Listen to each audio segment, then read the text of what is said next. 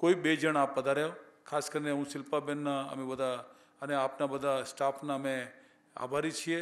આ રીતની આપણી એક અમારે સેન્ટર ઉપર આપની જે ટૂર ગોઠવાઈ છે અને આપને હું વિનંતી કરું શિલ્પાબેન, આપનો પણ પ્રતિભાવ આપ આપો અને કોઈ એકને આપને જેમને લાગતો હોય આપ લેતા પધારો. આ સીડી શિલ્પાબેન અમે આપને અર્પણ કરીએ છીએ. અમારા જે ડાયરેક્ટર સાહેબ છે પીસી પરીખ સાહેબ આપને અર્પણ કરશે.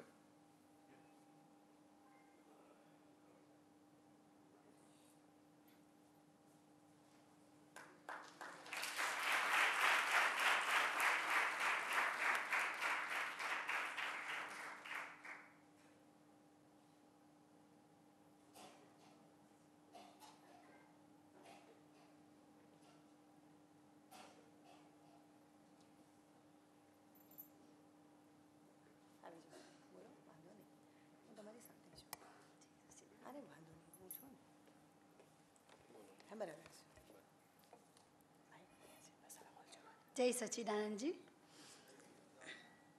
સૌ પ્રથમ તો આપ જે સંસ્થા છે વિતરાગ વિજ્ઞાન ચેરિટેબલ ટ્રસ્ટ, એને હું સૌથી મારા વિદ્યાર્થી, મારા શિક્ષકગણ અને મારા પરિવાર તરફથી આભાર માનું છું. કારણ કે આપ સૌએ જે કર્યું, આપણે સામાન્ય રીતે જોઈએ તો બધા કરતા હોય છે, પણ એ બધા કરે અને તમે જે કર્યું એમાં ઘણો ફરક છે. અને એ શું છે હું એક નાનકડી વાત કહીશ, કારણ કે આપણી પાસે સમય ઓછો છે. આપણે સુરદાસજીનું નામ બધાએ સાંભળ્યું છે. એ પ્રજ્ઞાચક્ષુ હતા. એમને ભગવાન કૃષ્ણ માટે ખૂબ ભક્તિ હતી અને એ રોજ એક મંદિરે જતા હતા અને કૃષ્ણના રૂપનું વર્ણન કરતા હતા.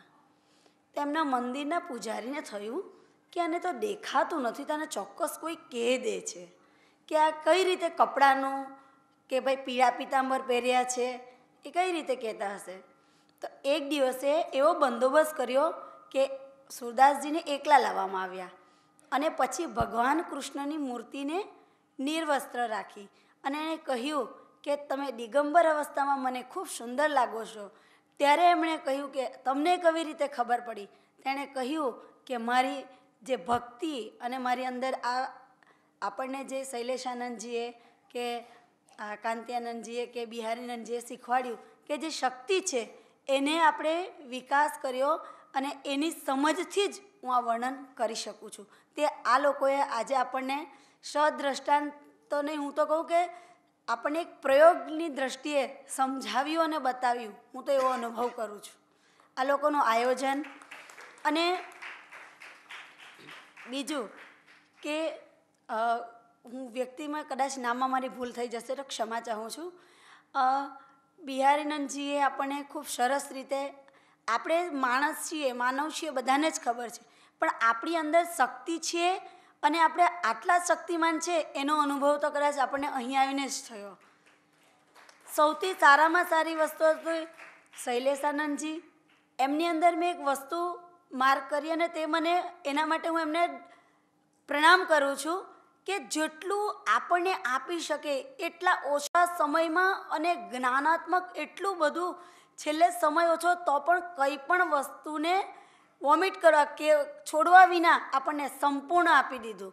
અને કોઈ ધર્મનો નહીં, કોઈ દબાણ નહીં, પણ વિજ્ઞાનથી જ્ઞાન અને જ્ઞાનથી બ્રહ્માંડ અને બ્રહ્માંડથી ભક્તિ અને પશ્ચાતાપથી પારસમણી સુધી પહોંચાડી દીધા એવું લાગ્યું મને.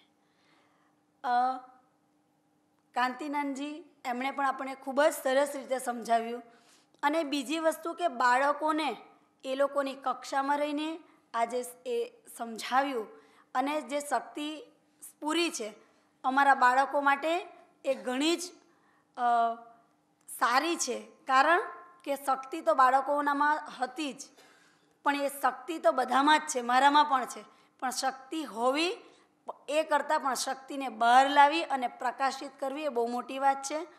તમે જે વ્યક્તિને આ વિચાર આવ્યો હશે એને મારા તરફથી કોટી કોટી પ્રણામ છે. કારણ કે આ લોકો સવારથી સાંજ સુધી ભોજન હોય, ચા હોય, પ્રવચન હોય કે મને અહીં લાવીને માઇક આપવા સુધી એ લોકોની મુખ પર જે શક્તિ છલકતી હતી એ મને દેખાતી હતી. એમાં સંતોષ, આનંદ, પ્રેમ અને કંઈક સારું વહેંચવાની અને પીરસવાની ભાવના હતી. અને એ જ વસ્તુ આજે મને ખૂબ જ ગમ્યું છે અને હું વારંવાર અહીં આવતી રહીશ અને એમની સાથે ઘણીવાર મળીશ પણ. અને અમારી શાળામાં અમે તમને બોલાવીશું એની રાહ નહીં જોતા, કારણ કે એ આપણી શાળા છે. જે સત્કર્મ કરવા માટેની ભૂમિ હોય ને એની કોઈની માલિકી નથી હોતી. સત્કર્મ પુરુષોની ભૂમિ પોતાની હોય છે. એટલે અમારી શાળામાં આપ સૌને અમારા શિક્ષણ પરિવાર તરફથી, અમારા અંજન શિક્ષણ મંડળ, અમારા મુરબ્બી ટ્રસ્ટીઓ તરફથી, અમારા બાળકો તરફથી તમને અમારી વારંવાર વિનંતી છે કે તમારો સમય આપજો, કારણ કે તમારા સમયમાં કોઈ ભાવના કે કોઈ ભાવનામાં ભેળસેળ નથી. શક્તિનો વિકાસ છે. ને આજના યુગમાં ધર્મ કે પછી પ્રચાર એની જરૂર નથી. શક્તિ જે આપણામાં સુષુપ્ત રહેલી છે એને બહાર કાઢવાની જ જરૂર છે. આજે હિન્દુસ્તાનને જો આવા વ્યક્તિ મળતા રહેશે તો મારે એવું કહેવું છે કે આપણા ભારતીય શક્તિ એ વિશ્વની ટોચે જઈને પોકારશે. અને અમારા તરફથી તમને જે અમારા બાળકો તરફથી જો ક્ષતિ પહોંચી હોય તેના માટે ક્ષમા. અને વારંવાર તમને હું મારા તરફથી થેન્ક યુ કહું છું અને અભિનંદન આપું છું કે લોકો પ્રતિષ્ઠા માટે બધું જ કરે છે, પણ ભાવના અને પ્રેમ અને શક્તિના વિકાસ માટે આજના યુગમાં કોઈ કંઈ કરતું જ નથી. પણ આજે મને જે ગમ્યું એ વંદનીય છે. એના માટે તમે ફરીથી અમારી શાળામાં આવજો અને અમારા બાળકોને પણ આ રીતે અમે મુલાકાત કરાવતા રહીશું અને તમારો લાભ અમને આપો એવી તમને વિનંતી છે.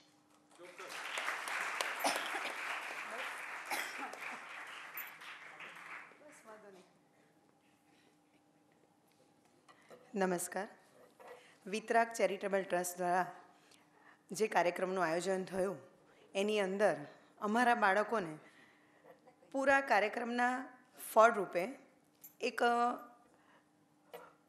ગોલ કહી શકાય કે પોતાના જીવનમાં બાહ્ય પરિસ્થિતિ ગમે આવે, ગમે એવા સંજોગો આવે, છતાં પણ તમારા અંતરાત્માની અંદર જો સારું કરવાની ભાવના હોય, કંઈક કોઈના માટે સારું કરવું હોય, પોતાના માટે સારું કરવું હોય, તો તેના માટે શું શું કરવું જોઈએ એના વિશેનું ખૂબ સુંદર સરળ ભાષામાં એમની વય મર્યાદાને ધ્યાનમાં રાખીને ખૂબ સરસ રીતે સમજાવ્યું. એ બદલ આ ટ્રસ્ટનો હું ખૂબ ખૂબ આભાર માનું છું. Thank you.